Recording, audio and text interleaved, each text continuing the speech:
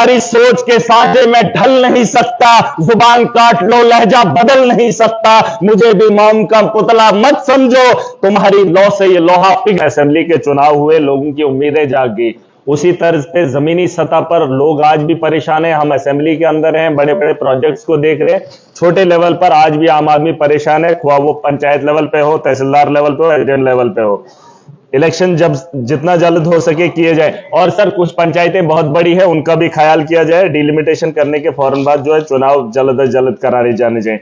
Sir agriculture, animal, sheep, horticulture को लेकर बहुत सारे लोगों ने बातें की। कश्मीर के अंदर हॉर्टिकल्चर है, एग्रीकल्चर है, यहां पर भी बहुत अच्छा स्कोप है, लेकिन चिनाब वैली के अंदर मैं सर बताना चाहूंगा खुद से ही लोग कर रहे हैं ना, वहां किसी भी एक डिपार्टमेंट का कोई फायदा है हमें, क्योंकि ना मैंने हॉर्टिकल्चर में कोई बदलाव देखा। जो पेड़ बुजुर्गों ने लगाया था उसी पेड़ के तर्ज पे आगे भी पेड़ लगे हैं, कोई नई टेक्नोलॉजी लेकर नहीं आए। जो पुराने माल मवेशी थे वही माल मवेशी आज भी डोरे, जो 1 किलो दूध देता था उसके साथ पूरा साल लगा रहा है, पूरा अपना वक्त गुजार रहा है। इन लोगों ने कोई भी उसमें रिफॉर्म नहीं लाया। सर शीप वही पुराने ही हैं, भेड़ बकरियां वही पुराने तर्ज के हैं, नया कुछ भी नहीं। मैं चाहता हूं वहां से डिपार्टमेंट उठाकर लाए जाए, जहां पर इनको लगता है कि काम हो रहा है उन्हीं इलाकों में इन्हें दर्ज करवाया जाए, हमारे यहां जरूरत नहीं। सर एक चीज मैं बताना चाहूंगा हॉर्टिकल्चर एग्रीकल्चर के रिलेटेड, हमारे यहां मक्खियों को आज भी बोया जाता है, जमीनों की जमीनें वहां पर लगाने का काम करते हैं। सर न मक्की पकाने वाला है कोई,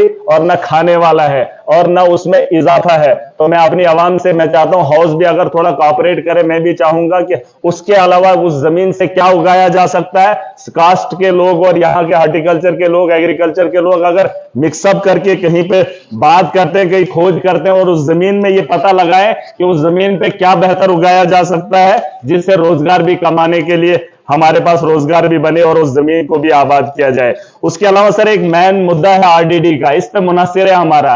4 जो हमने बताए उस पे हमारे को कोई फायदा नहीं, लेकिन आरडीडी का डिपार्टमेंट है जिससे हमारे लोगों को उम्मीद रहती है। सर जॉब कार्ड को लेकर एक बहुत बड़ी चर्चा होती है। सर स्पीकर सर इस पे थोड़ा ध्यान दीजिए, बस मैं बात ही खत्म करूंगा। सर एक बड़ा मामला बनाया जाता है कि जॉब कार्ड होल्डर काम नहीं करता है, 100 दिन काम नहीं करता है, जियो टैग नहीं होता है। सर मैं चाहता हूं इसमें थोड़ा सा रिफॉर्म अगर लाया जाए, मंत्री जी अगर मेरी बात सुनेंगे, एक ठेकेदार को आप बिल्डिंग देते हैं, उसे बताते हैं कि जितना जल्दी तो उसे कंप्लीट करे तो ठीक। एक मजदूर को आप देते हैं 10 मीटर आपको प्रोटेक्शन वॉल देना है या 10 मीटर आपको रास्ता बनाना है, उसे क्यों मजबूर किया जाता है कि पूरे साल में आपने 100 दिन लगाना है और 100 दिन में ही इस काम को करना है? क्या वो मजदूर इतना सक्षम नहीं है कि उस काम को वो 1 दिन में भी कर सकता है? उसे क्यों इतना टार्चर किया जाता है, रोज रोज उठा के जियो टैग करो, 100 दिन में आपने 10 मीटर करना है? या तो उसके काम को बढ़ा दिया जाए, गांव के अंदर वो बेहतर सहूलियत दी जाए, सीमेंट का इंतजाम गवर्नमेंट करे, उस मजदूर को काम कराए। एक मजदूर जो है किलोमीटर भी काम कर सकता है, लेकिन सर सरकार की ये गलत पॉलिसी है। ठेकेदारी के तर्ज पे जैसे एक ठेकेदार को काम दिया जाता है, वैसे ही जॉब कार्ड होल्डर को काम सौंपा जाए और वेंडर्स उसी के तर्ज पे रखा जाए, वो मटेरियल भी खुद करेगा। और सर मैं शर्मिंदा हूं, वेजेस हमारे यहां 259 है।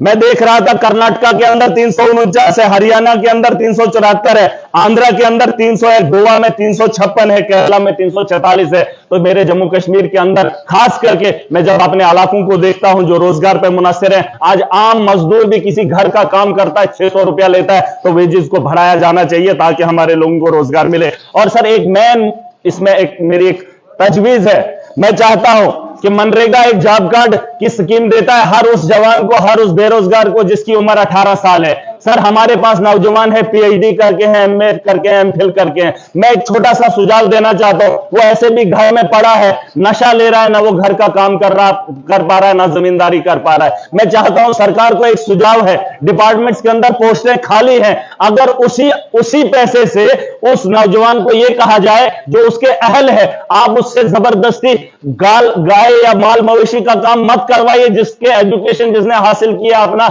वक्त दिया है एक टीचर बनने के लिए, उसके सपने को ना तोड़िए। उसे 20,000 ही साल में अगर दिया जाए और उसको उसमें वो काम करने दिया जाए, उस स्कूल में उसकी पोस्ट को फिल किया जाए, मनरेगा के तहत रोजगार भी दिया जा सकता है और उसका मुस्तकबिल भी बेहतर हो सकता है, उसका जो सपना है वो भी आगे बढ़ेगा। सर वो आपसे पैसा नहीं मांगेगा, वो सिर्फ अपना जो है वजूद देना चाहता है, अपना वक्त देना चाहता है। सर मैं बात खत्म